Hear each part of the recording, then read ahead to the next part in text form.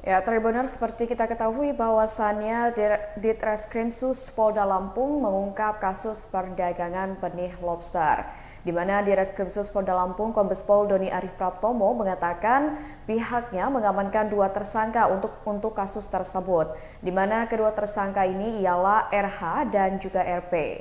Ia pun mengatakan polisi ini melakukan pengungkapan terkait dengan kasus perdagangan benih lobster ini adanya penyelidikan yang dilakukan oleh tim di mana awalnya ini informasi didapati dari masyarakat. Selain itu, Tribuners berdasarkan keterangan dari pihak kepolisian mengungkapkan bahwasannya para tersangka ini menjual satu ekor benih lobster seharga Rp150.000 per ekornya.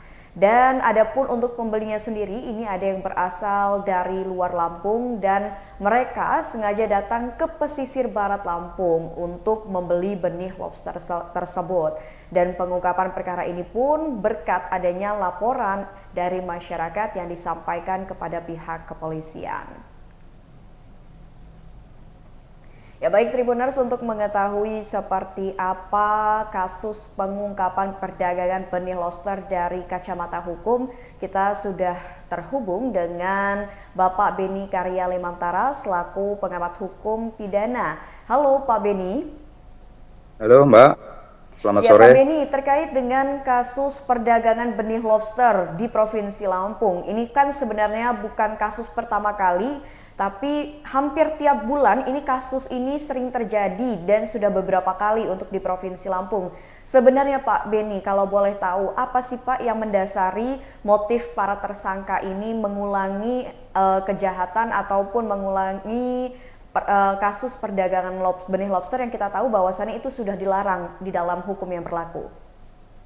Oke, terima kasih Mbak Mutiara. Eh, Sebelumnya saya apresiasi kepada teman-teman di Treskrim Suspolda Lampung yang sudah bisa mengungkap dan mematahkan proses eh, penyelundupan benih lobster yang ada di Lampung. Nah, ada beberapa faktor di sini, Mbak. Faktor ini pun eh, menurut saya itu sudah terjadi dari dulu-dulu, itu sering sudah terjadi. Contoh misalnya kayak tingginya kebutuhan lobster dari berbagai negara. Motivasinya adalah ekspor itu adalah karena ada motif ekonomi di situ, Mbak. Di lain sisi, perairan Lampung ini punya potensi lobster yang sangat memadai. Nah, itu berkaitan dengan rendahnya kesadaran masyarakat atas dampak lingkungan. Nah, tiga faktor ini menjadi tiga faktor utama yang memang membuat penyelundupan tindak pidana lobster ini terus terjadi, khususnya di Lampung, Mbak, seperti itu. Oke, Pak Beni, dari faktor-faktor yang sudah disebutkan oleh Pak Beni ini kan memang sudah menjadi kasus berulang yang terjadi di Provinsi Lampung. Pak, apakah bisa dikatakan juga bahwasannya para tersangka ini tidak memahami terkait dengan hukum-hukum perdagangan ataupun penyelundupan benih lobster? Karena kan ini sudah banyak tersangka dan sudah ada kasus dan sudah diungkap pula oleh pihak kepolisian. Untuk di Provinsi Lampung sendiri sebenarnya edukasinya bagaimana sih Pak Beni kalau boleh tahu? Oke, terkait preventif ya, Mbak ya. Baik. Eh, Secara preventif ada kemungkinan pemberian sanksi pidana selama ini itu tidak membuat pelaku mendapatkan edukasi atau masyarakat mendapatkan edukasi. Itu salah satu faktor yang memang tindak pidana itu selalu terjadi berulang-ulang.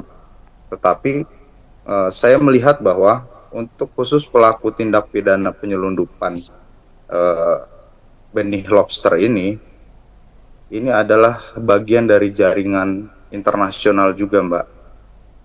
Karena tidak bisa sembarangan orang bisa melakukan tindak pidana seperti ini. Jadi ada proses pembelajaran terlebih dahulu. Dari proses pembelajaran itu, para pelakunya itu akan menyusun strategi dan teknik-teknik tertentu. Lalu mereka pasti akan komunikasi dengan beberapa jaringan mereka di internasional. yang memang tujuannya adalah motif ekonomi. Saya bisa contohkan beberapa penelitian, khususnya eh, satwa liar, tindak Mm-mm. pidana satwa liar, perdagangan satwa liar lah ya, karena benih lobster ini ada termasuk satwa liar juga. Nah, tindak pidana perdagangan satwa liar di dunia itu menempati urutan kedua, Mbak, setelah narkotika. Keuntungan yang didapatkan. Jadi wajar saja untuk tindak pidana ini adalah bukan tindak pidana biasa karena ini ada bagian dari jaringan internasionalnya, Mbak. Seperti itu.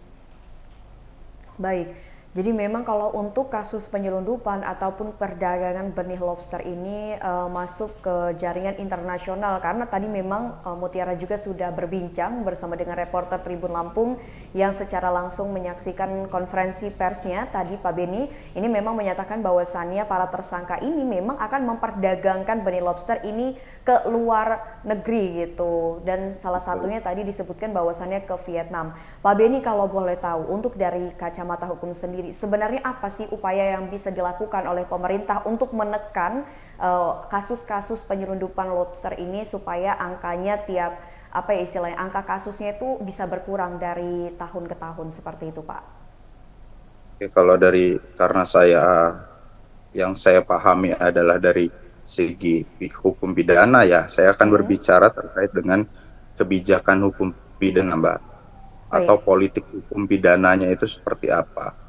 Nah, di sini saya melihat bahwa terkait apa penghambat terhadap kenapa ini bisa terjadi terus-menerus. Nah, salah satunya adalah ada kelemahan, Mbak, di Undang-Undang Perikanan tersebut. Jadi di Undang-Undang Perikanan pun tidak klop dengan aturan-aturan internasional. Contohnya UN Clause tahun 1982 tentang hukum laut.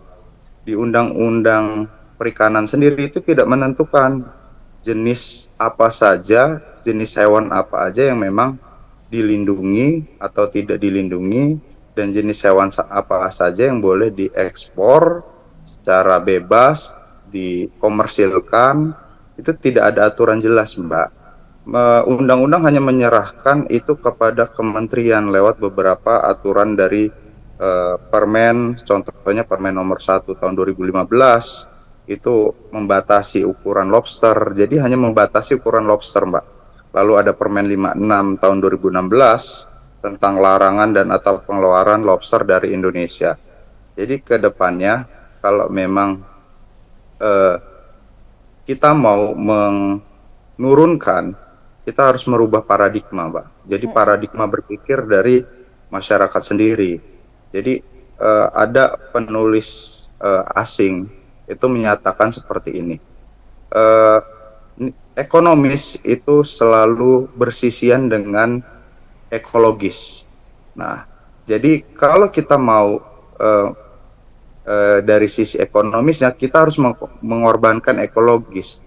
Nah, harapannya ke depannya ekologis maupun ekonomis itu bisa berjalan bersama agar sumber daya alam di Indonesia ini tidak eh, musnah atau tidak punah seperti itu sih, Mbak. Oke. Pak kalau Paradigma, untuk perubahan uh, paradigma. Berarti memang yang menjadi poinnya adalah mengubah paradigma dari masyarakat sendiri. Nah Pak Beni, Mm-mm. kalau saya boleh tahu nih Pak Beni, terkait dengan kasus penyelundupan ataupun perdagangan benih lobster yang sudah memang dilarang oleh hukum. Pak, kalau berdasarkan hukum yang berlaku, hukuman maksimal yang akan diterima oleh para tersangka yang memperdagangkan atau memperjualbelikan benih-benih lobster ini maksimalnya berapa tahun kurungan penjara dan untuk sanksinya sendiri di maksimal angka berapa Pak kalau boleh tahu? Kalau yang saya pahami beberapa kasus-kasus yang sudah terjadi, ada beberapa yang memang eh, kena sanksinya rata-rata 10 tahun, Mbak. Mm-mm. 10 Baik. tahun. Nah, sanksi sanksi 10 tahun itu pun sebenarnya tidak tidak sebanding dengan kerusakan ekosistem yang sudah dilakukan oleh para pelaku tindak pidana itu. Jadi harapannya mungkin secara represif ada upaya dari pemerintah untuk mensinergikan lah antara aparat kepolisian dengan penyidik pegawai negeri sipil yang ada di Kementerian Kelautan. Lalu ke depannya sarana dan prasarana juga, Mbak. Jadi beberapa teman-teman di lapangan itu kesulitan terkait terbatasnya alat untuk melakukan pengawasan di daerah-daerah pesisir. Nah, ada kesulitan di situ. Jadi untuk mendeteknya itu susah karena mereka terbatas oleh sarana dan prasarana tadi. Seperti itu, Mbak. Oke, jadi bisa Mutiara garis bawahi bahwasannya di sini membutuhkan dukungan dari pemerintah terkait dengan sarana dan prasarana agar bisa dengan mudah mendetek kasus-kasus seperti ini ya. Seperti itu Pak Beni. Khususnya di wilayah pesisir, Mbak. Oke baik, jadi khusus untuk di wilayah pesisir karena kita tahu juga untuk kasus perdagangan lobster yang kali ini baru saja diungkap oleh Polda Lampung ini memang di pesisir barat yang kita tahu di sana ini memang banyak benih-benih lobster yang diperjualbelikan. Baik Pak Beni, mungkin itu saja perbincangan kita pada hari ini. Terima kasih banyak Pak Beni atas waktu dan informasinya. Sama-sama Mbak Mutiara, terima kasih. Ya, semoga kita bisa berjumpa di lain waktu dengan tema yang berbeda pula Pak. Ya Mbak, terima kasih Mbak. Sama-sama. Baik Tribuners, tadi kita sudah mendengarkan keterangan langsung dari Bapak Beni Karyalimantara selaku pengamat hukum pidana mengenai pengungkapan kasus perdagangan benih lobster yang berhasil diungkap oleh Polda Lampung pada hari ini. Baik Tribuners, mungkin itu saja tayangan Breaking News bersama dengan saya Mutiara. Nantikan tayangan terupdate lainnya hanya di YouTube Tribun Lampung News Video. Dan juga jangan lupa untuk terus saksikan informasi terupdate hanya di Instagram Tribun Lampung, YouTube Tribun Lampung News Video, TikTok Tribun Lampung, dan juga aplikasi Tribun X. Saya Mutiara pamit undur diri dan sampai jumpa.